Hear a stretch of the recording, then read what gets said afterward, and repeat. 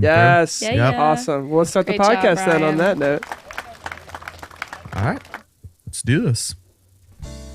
Hello, everybody, and welcome to the StreamGeeks podcast. Today we're talking about accepting donations for your church or nonprofit in your live streams.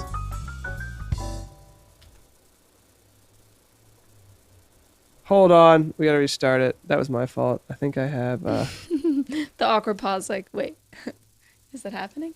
What? How did I mess that one up? All right, sorry, guys. Start over. Hello, everybody, and welcome to the StreamGeeks podcast. Today, we're talking about accepting donations and online contributions to your nonprofit or church. Welcome to the Post Show podcast with your hosts, Paul Richards, Tess Protesto, and Michael Luttermoser. Let's talk shop. Welcome, church techs, nonprofit managers, anyone out there who wants to raise money by accepting donations for your live stream, on your live stream. Not for your live stream. For a good cause. Yeah, for a good cause. So this was a really fun one.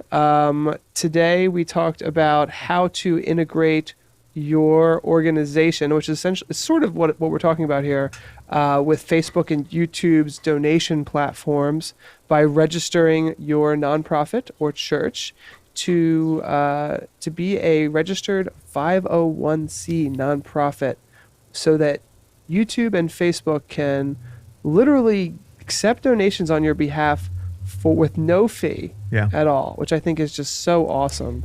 It's really nice. Very cool feature. Soon to be rolled out completely on YouTube. Facebook is a little bit ahead of the game.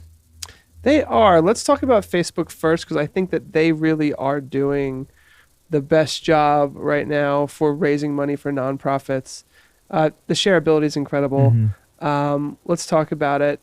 First time we ever used it was kind of by accident. Do you guys remember that? It was one of those that happens so often with Facebook where you're like, oh, look at this. Like, we can do this. Do you guys remember that? We raised $100 for a nonprofit that The fashion Oh, show. yes. we weren't even planning. No. That's It how just good it happened. is. Yeah. That's when you know something's amazing, when you're not even trying to raise money for a great nonprofit and you accidentally raise $100 for them. So essentially, the way that, I guess I'll start by explaining the way it works. So once you have your nonprofit registered as a 501c with Facebook, and your page itself is in the category of a nonprofit, you can accept donations. Tax-free, 100% of it, you can be accepted to you. But the amazing part of social media and what you can do is you can, once it's all set, every time someone tags you in a post, they're prompted to say, oh, this is a nonprofit that Facebook works with. Would you like to put a donate button directly on your post? And I'm guessing, Tess, you said yes to that when that popped up. Yes, it literally offered it to me. It must have been fairly new at the time, so it prompted me. It recognized that I had tagged a live stream, nonprofit. So that's what happened. I had tagged a live nonprofit in the post, and then it prompted me to have that option. I'm trying to remember, though, if we were live already when that happened. I'm going to assume not. Because somebody was asking earlier if that was possible. If you're already live to do that. I think you have to do it up front. So when you're scheduling a live stream, or this is actually any post, so it could be a video, it could be an inspirational post about anything. When you tag that nonprofit that's registered as a 501c with Facebook, it will prompt you and say, hey, how's it going? Would you like to add a donate button to this post? And we did that for a fashion show that was supporting a nonprofit that helps children who lost their families. Yes, correct. And we raised $100, and we weren't even planning on that at all. We didn't talk about it. It wasn't even in our minds. We just you ended the show, and you were like, there it is. So we were pretty happy with that, absolutely. Especially not being a nonprofit ourselves, just being able to promote somebody else's cause is really cool. Well, that's what I love about what Facebook has done, and YouTube's rolling this out too, and we'll talk about YouTube in a moment, but the ability to have anybody who wants to support you to support you, because these tools are out there for Like if you're doing a giant live stream for anything and there's a church or a nonprofit in your town, why not throw that donate button up there? And the thing I love about what Facebook is doing is it's not gamifying the idea of giving, but if it's a live stream, it will actually post, hey, this person just gave live. And it actually tells everybody in the chat room that that person gave. Though it does also have the option to keep it private. For those of you that would like the privacy, it's nice that you can kind of go either way with it.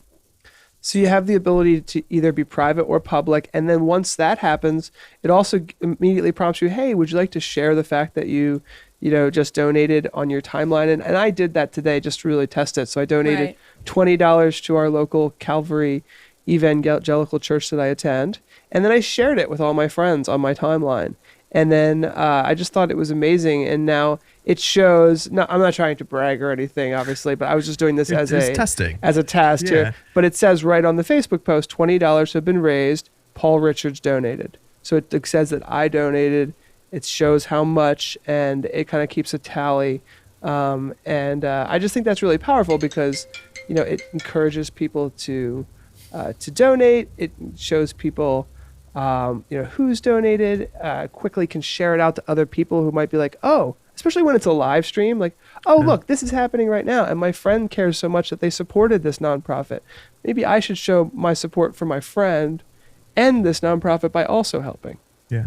Because my friend so much cares about it and is so integrated into this that they're doing that. The other thing that a lot of churches are missing out on, and maybe some nonprofits, is that their Facebook page itself can have a donate button on it. I couldn't believe how many churches I was scoping out today just to get some screenshots didn't have the donate button enabled. It's like, wow, why don't they have their donate button enabled? It's like so easy, but I guess just not sure how it works. Sure, it's hard with if you just are running off of volunteers that are coming in every week, to help out, that they're not dedicated, Yeah, and that's setting up they set up the Facebook and that's it. They're not gonna keep it up. Right. Yeah. But if they're streaming, then they're somewhat into. Yes, if you're streaming, then someone. Somebody's into promotion online. Yeah. And I mean, it's just, and so to step back a second, because this is something that we talked about on the live show. I'm gonna make sure we hit this. Is that the cool thing about all that? One of the things you don't want to miss out on is the whole wave of digital contributions and digital donations. Like, you want that to be in place. That was really loud. That was pretty loud. We got to turn that down for next time. That's a perfect button though, Tess, for that. So the digital donations is something that is really sweeping the industry when it comes to churches collecting on Sunday. And I wanted to tell a couple stories about that. So one of the things that's happening that's so awesome is that Sunday is no longer the only day that people donate to churches. People could be on vacation and just so happy with life that they decide to tune in to the live stream and then they donate there. People are maybe the collection plates are being passed out in the church and people are just using their digital donation on their phone and they're just doing it before the plates even arrive. Because they didn't bring cash or a check or something. That's why I would do it. What think about donations with other church events, like if you have public baptisms of church members and you have members of the church watching these baptisms, even though they might be either private, but if you make these public and you're like, oh, it's the Johnson family, love them, and then all of a sudden church gets donations. Yeah. It doesn't have to be for just Sunday. It's so great. And the other thing that's happening that you mentioned is that so there's the digital I wanted to mention, so the digital donation platforms, you could have PayPal, just have a donate button on your website. You could have Push Pay, which is a brand new one that a lot of churches are using. And it's just, once you have that digital donation channel in place, your church is going to definitely increase donations, whether you're converting, cash and check to digital, or whether you're getting more first-time donors. Yeah. I saw in this really great church in Philadelphia, what was it called? The Dare to Imagine Church. Oh, yeah. And Pastor Kevin Johnson is just one of those pastors that likes to keep up with the technology in his church. And he was visiting another church in Philadelphia using Push Pay. He's been using it for over a year now. And then there was this huge snowstorm. And the whole East Coast was shut down. It snowed everywhere, and they were a little bit concerned of what they were going to do because no one was going to be able to make it to church. And they decided to just have a online kind of teleconference live stream, and they actually were able to raise as much as they would on a normal Sunday by using their online digital donations. So there's situations where people can't get to church for whatever reason. There's tons of situations where one or two families are on vacation or traveling that happens. But the thing that I think that, yes, you have to have those digital donations in place, but the thing that goes on top of all of that is the social media donations that are just going to increase the overall value of, more people seeing who you are, tuning in, whether they're anywhere in the world, but also having the option and the ability and the privilege to donate and be a contributor. Question coming from the chat, because we are live on Facebook, YouTube, and Twitch for the audio listeners. Jay says, on YouTube, do you have to set up monetization first before anybody can donate? No, not with the new Okay. So let's step back. So on the YouTube side of things, I don't even think we talked about YouTube yet. We just talked about Facebook. Yeah. On the YouTube side of things, there's three main ways actually to accept donations. You can have a donate button on your YouTube page. You can have a YouTube card, which is a little card in the top right that pops up that says, hey, would you like to donate? Traditionally, that was also used for, hey, you watched this video. Do you want to see this, this, and this? Or we just talked about this. Here's a link to it. It's like YouTube's way to add like a little something on top of the video. And there's something called Super Chat.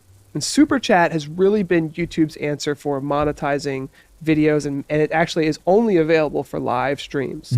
So while you're live streaming in the live chat room, you can donate an amount of money into the chat room, and it tells everybody, hey, I just donated.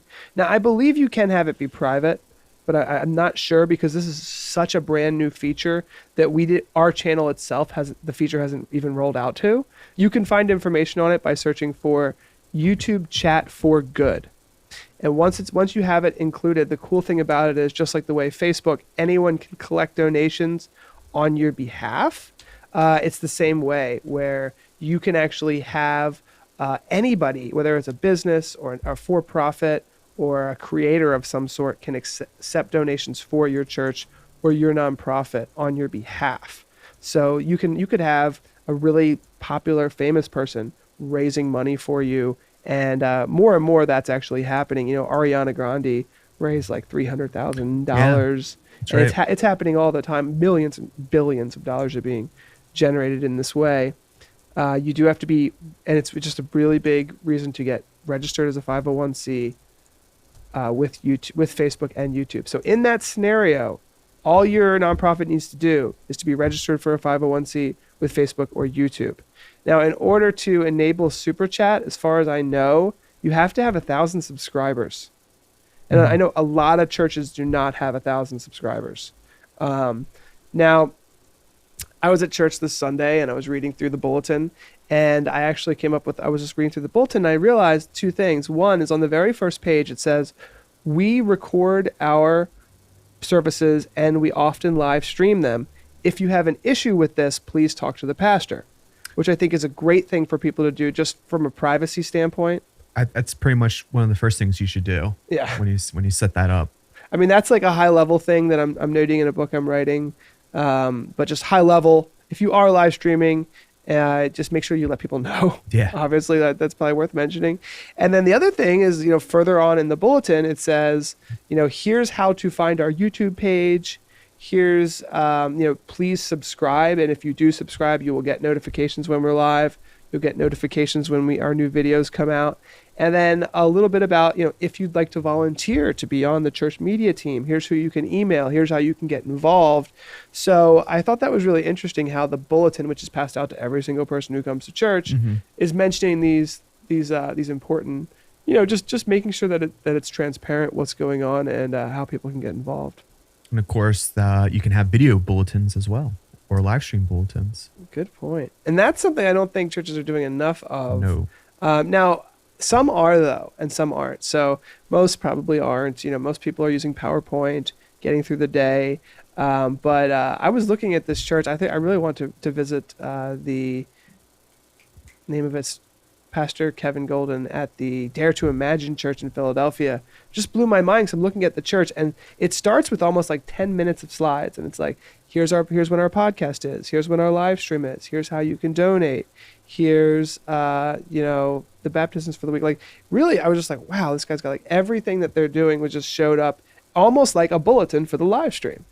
And I was like, wow, this is really organized and good. So we talked about Facebook. We talked about just digital donations, like the platform in general, just getting on board with that. Because as you expose your church on social media to the world, and I like to think of a live stream not as a window into the church, but as a bridge. Yeah. And I know that's a little bit of a stretch. It really is kind of like a window. When you're at home, you're watching Facebook, you now have a window that's hopefully high definition that transports you into the church. You can hear and see everything that's going on there in such a great way. But in a more metaphorical standpoint, I consider it a bridge. And it's a bridge that people can just slowly walk down as slowly as they feel comfortable. That these people that we're watching through this window, they might not be Christians. They might be of a different faith. They might be lost. They might be looking for inspiration. They might not even have faith. And I won't get into... They could be church shopping. They're new to town. They're trying to find a place to go. They just want to peek in, see what's going on. My wife and I have been church shopping for 2 years. She left her home church in Missouri, which she's very well connected to. By the way, I'm shipping them a live streaming system. So finally, my wife can be connected to her church, especially around the holidays. There's just something about the hometown church where she grew up in, where our kids were baptized, the pastor that married us, for us to be able to see what he's up to and kind of listen to. And also, her Lutheran church that she's part of is from the Missouri Senate, which is more conservative than the Lutheran churches out here on the East Coast. And so it's interesting just to be able to peer into that world. Anyway, so I'm getting them set up with a live streaming system. They had nothing at all. Give you another clap. Thank you. I'm so happy about that. And then, the church I'm with now here, the Calvary Lutheran Church at Westchester, already had a live streaming system. Oh, nice. And they've been live streaming for a while, and they have these things in place, like the notifications on the bulletin and how to get involved. And but I noticed they are not accepting donations on their live stream. So it's one of those things where we get it. Clearly, we've donated to them. Well, yes. So that's interesting. So we donated to them on Facebook. So we know that they're set up as a 501c, but on their actual Facebook page, they don't have a donate button. When they do live stream, they actually, to be honest, they only live stream to YouTube. Oh, okay.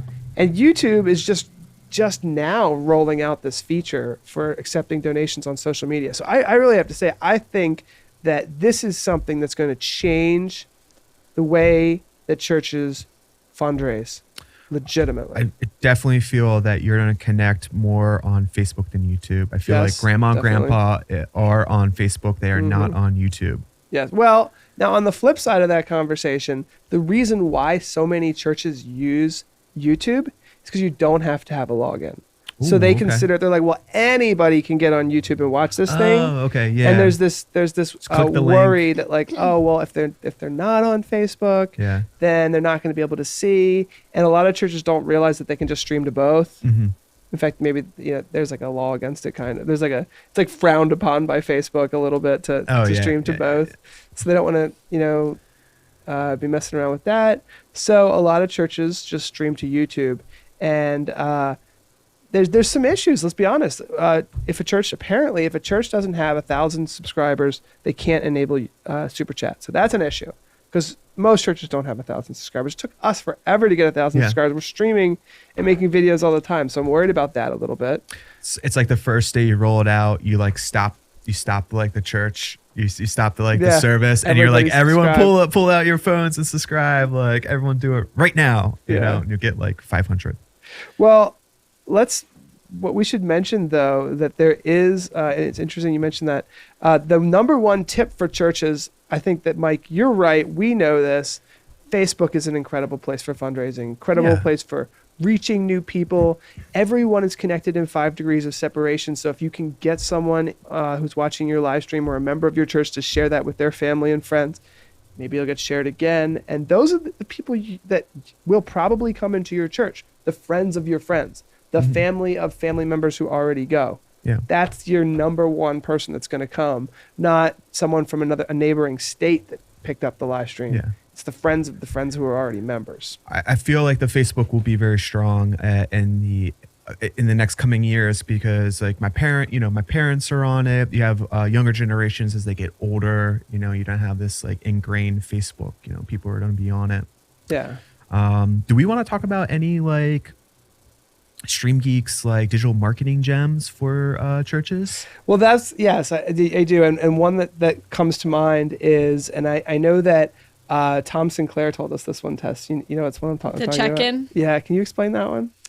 Okay, so basically what he suggests people to do, so basically the pastor would send a message to the congregation during the service. They would say, hey, don't forget to go on your cell phone right now and check in on our live stream at our church, because that will then in turn let all of their followers know that they are at church right now.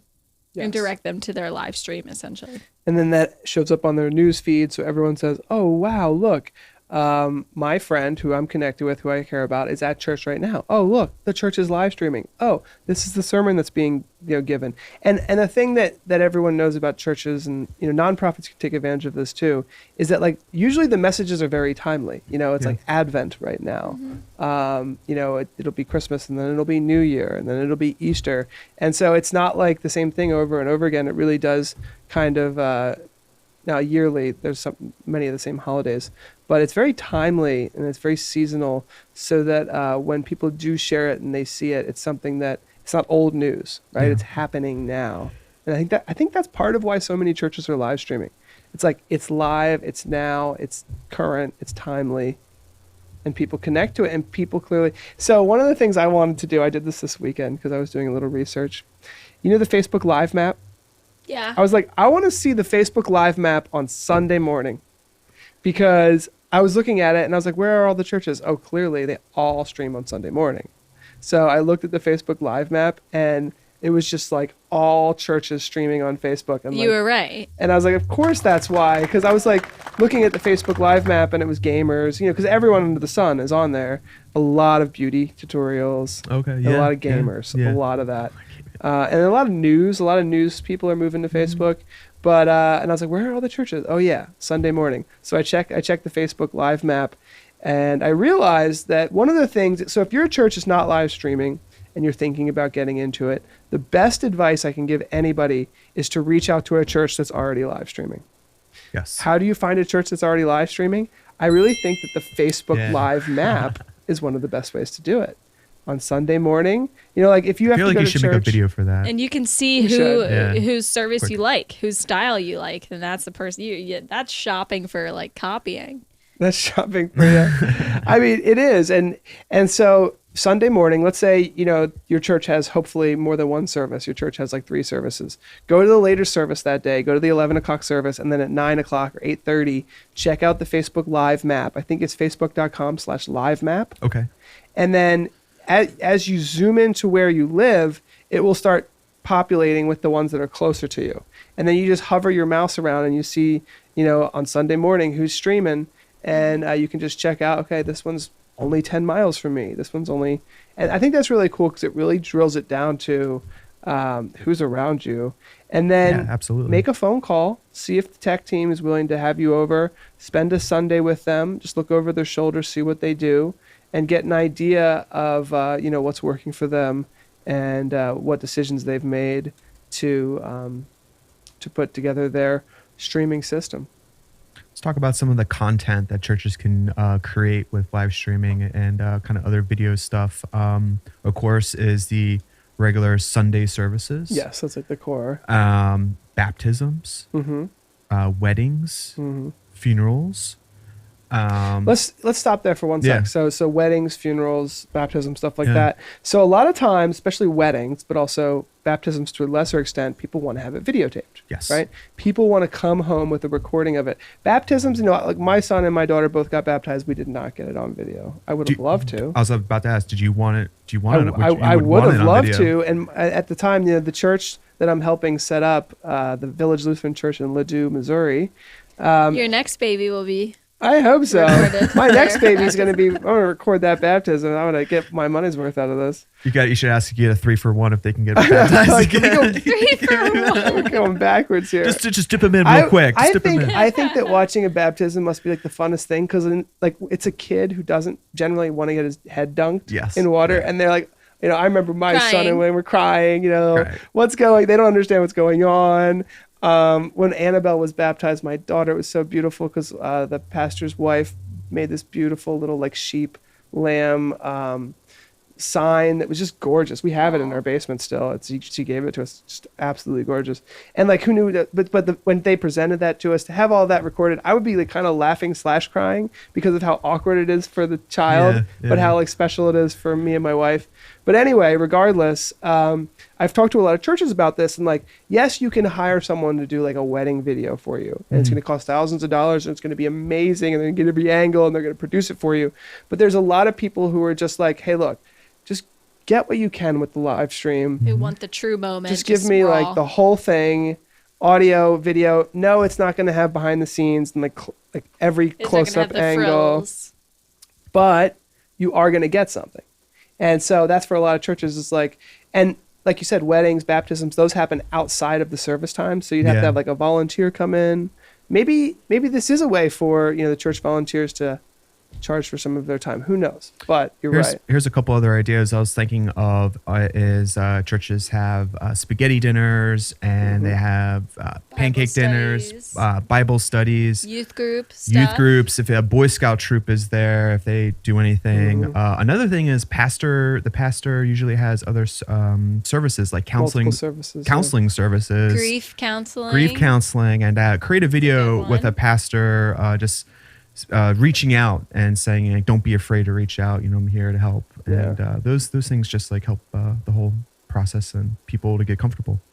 It's true. I mean, that's, and then you said like from a marketing standpoint, not to think about this as a marketing thing all the time, but it is just a way to get people to be comfortable with what you offer. Like people might not know all the things that you do, and you don't have to Yeah. live stream everything. In fact, like our church, Calvary Lutheran, there's 3 services and they only stream one. Yeah. They stream the 9:30 service. They don't stream the 11 o'clock or the 8:15. And I think the early ones, probably the more conservative folks probably don't, want to ever be on camera or whatever. So that's also interesting to think about too. They say that in the bulletin. So like if you have multiple streams or multiple services, only stream one of them. So if there are people who, like if you talk to the pastor and you say, not comfortable with you live streaming me, I'm in privacy protection, Yeah. and I can't be, or what, protective services. Yeah. And I can't have any chance of me getting online. Say, well, would you mind coming to the 8:30 meeting, 8:30 service or the 11:30 service, because we're only going to be live streaming the 9:30 service, for example. But you're right. There's a lot more other things, outreach programs. Yeah. Any counseling. Imagine if you had like your pastor had like from the pastor's office and you do a live stream from his office and he talks about like family counseling and on a Saturday night, just like something different. And it's just going to help reach out for people if anyone's, having issues or troubles. The other thing that the Dare to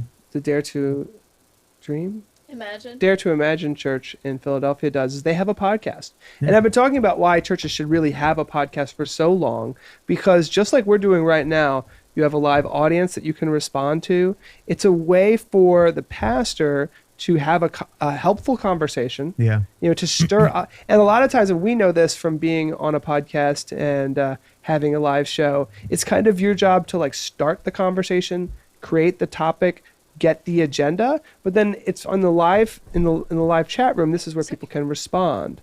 This is where people can really start thinking, and then you can start answering questions, and you can open up this conversation where, you might not even, if you're super successful, you might not even be able to fit that many people inside your church, but you're able to answer questions for those people out there who need help. And that's what really, again, makes it more of a bridge than a window.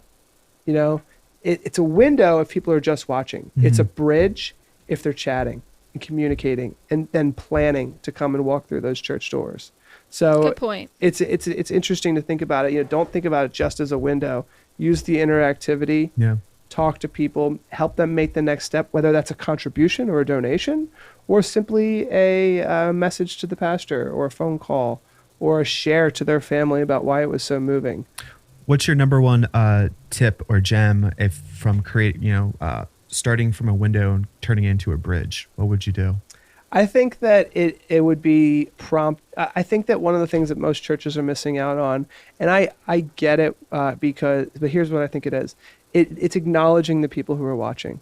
Okay. I think that only the most advanced churches are doing this right now.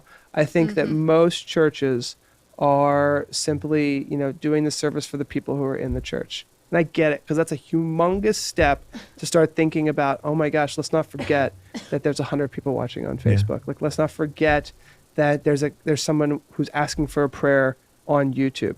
I don't know the best way to really do it because, most pastors, they're in their groove. Mm-hmm. They've got their list, and there's a bulletin that the church is running through. Yeah. And they have to stick to that. They can't just, go on a tangent and say, well, Johnny on YouTube now has got this extra thing he wants me to do. But I think just simple acknowledgments of we hear you out there on YouTube and Facebook, and we're taking prayer requests in this way. Yes. So maybe we can't read every single Facebook comment, but you can send this person an email to get on the bulletin for next week. Some way of taking it from the window of just watching to letting them know that you care and you want to, hear their prayers, hear their comments. Maybe it's just the pastor. The great thing about YouTube and Facebook now is that the comments are saved. Yeah. So maybe it's just the pastor going back to the stream later and just scrolling. They don't have to watch the whole service again, but thank just you, scrolling Johnson through. family. Thank you, Daniel family. Thanking the people that just donate, go. especially if it does become a major source of contributions. Yeah, absolutely. Right? That's when pastors are going to go, wait a second. And the other thing about digital donations that I didn't really mention is that one of the main things is just like, for a long time, Mondays have been like a dreaded Monday for pastors because that's when they have to, go to the bank, bring every check in, count all the cash and make the donations and everything. But if it's all digital, it's like the work is cut in half or it's done. Yeah. Right? Clever. So as we move to a more digital world that needs faith more than ever, digital donations and then this social media sharing are going to become incredibly important. And once they start becoming more and more important, I know that pastors are going to be paying more attention to the chat room and the people that are watching. All right, well, let's wrap it up there. I thought we talked about a lot of great stuff, and I think that people are going to get a lot out of this podcast. We do, we forgot to mention, we do have a downloadable. It's at streamgeeks.us/giving. And you can go to streamgeeks.us/giving, and you can download our guide to get started with this stuff. So thanks, everybody. That's the podcast. We really appreciate it. If you have any last questions, I would love to answer them for you.